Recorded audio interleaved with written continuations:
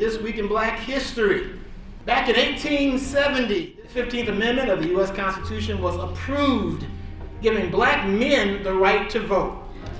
It would take the suffrage movement and about another 50 years before women, black or white, had full voting rights.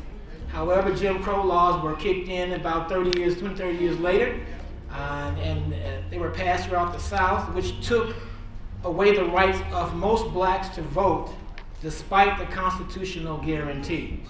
People are still ignoring the Constitution. Full voting rights for blacks were not actually realized until the mid-1960s. My grandfather used to tell me that he didn't get a chance to vote till he moved to Michigan.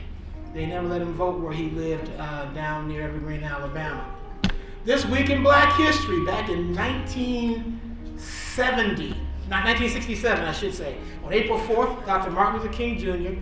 formally announced, I think these are a little too hot on stage, Doc, formally announced his opposition to the America's war in Vietnam during a speech before the Overseas Press Club in New York City.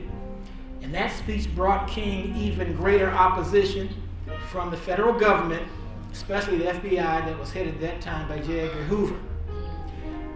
This week in Black history, exactly 12 months to the day, April 4th, 1968, Dr. Martin Luther King Jr. was assassinated while standing on the hotel balcony, Lorraine Motel in Memphis, Tennessee.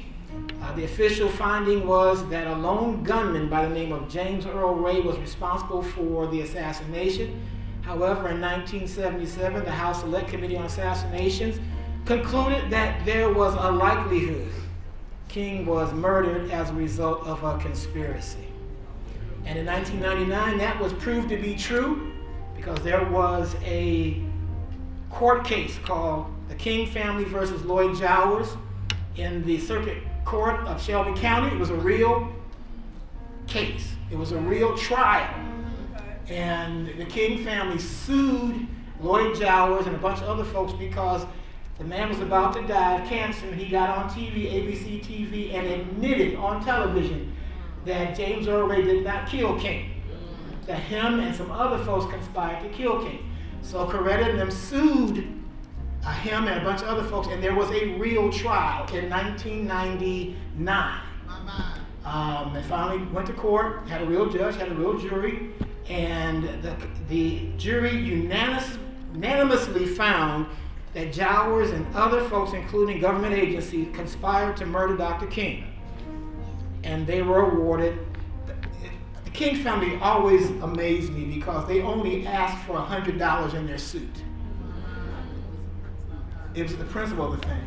And the reason why most of y'all don't know about it, even in the findings, they found that James Earl Ray had nothing to do with it. He was a patsy. Oh my goodness. You don't know about it because no media covered it. Nobody covered it, but a couple of local newspapers. They were ordered, don't.